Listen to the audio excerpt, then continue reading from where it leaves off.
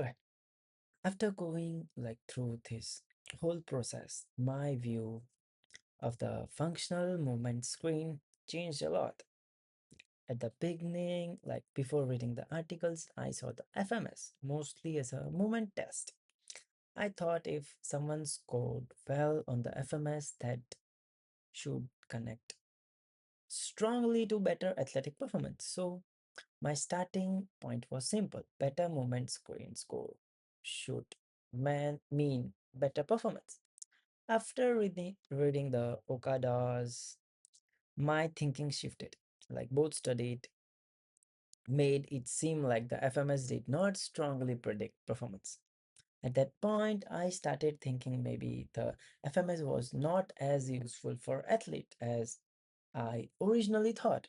I focused more on the conclusions of the studies, especially the idea that FMS scores did not strongly relate to strength, power, speed, or sports performance. After watching the third part, my view became more balanced. The biggest difference was understanding that the FMS is not really designed to be a performance test. It is a screen. The lecture explained that a screen takes a macro view and helps identify red flags, while an assessment looks deeper into why the issue exists, and a test measures capacity or performance. That distinction helped me understood the FMS better. The big question at the end was whether the lecture matched how the researcher pro- portrayed the FMS. My answer is partially yes and partially no. I think the researchers may have described the FMS accurately in a basic way, but they identified it as a movement screen, but I don't think the study fully represented the purpose of the FMS. The lecture made me clear that FMS is not mainly about predicting who will jump higher, sprint faster, or perform better. It is about identifying movement limitation or pain and possible red flags before moving into deeper assessments. So I do think the researchers' conclusions overpowered their portrayal of the FMS. When I first read the articles, I focused too much on the conclusions. FMS does not predict performance, but after the lecture, I realized that may not be the best question to ask in the first place if the FMS was not designed to be a performance predictor, then judging it mainly by performance. Correlations may miss the point.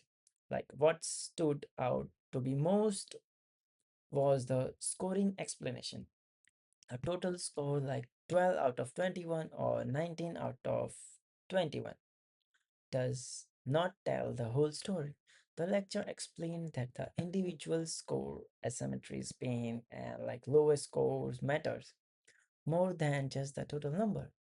That made me rethink how research can sometimes simplify a tool into one score and then compare that score to something else, even if that is not how the tool is meant to be used in practice. The experience taught me something important about research consumption. I should not only read the conclusions, I need to ask whether the researchers are using the tool the way it was designed to be used. Research can be accurate in its data but still limited in its interpretation. As a future SNC coach, I needed to understand both the research and the practical purpose behind the tool. So overall, I started with a simple belief that FMS should connect to performance. After the articles, I questioned the usefulness of the FMS. After the videos, I know see the FMS as useful, but only when used correctly. It should not replace strength, power, speed, or sport specific testing. It should help guide the coach by like showing movement quality and possible red flags before moving forward.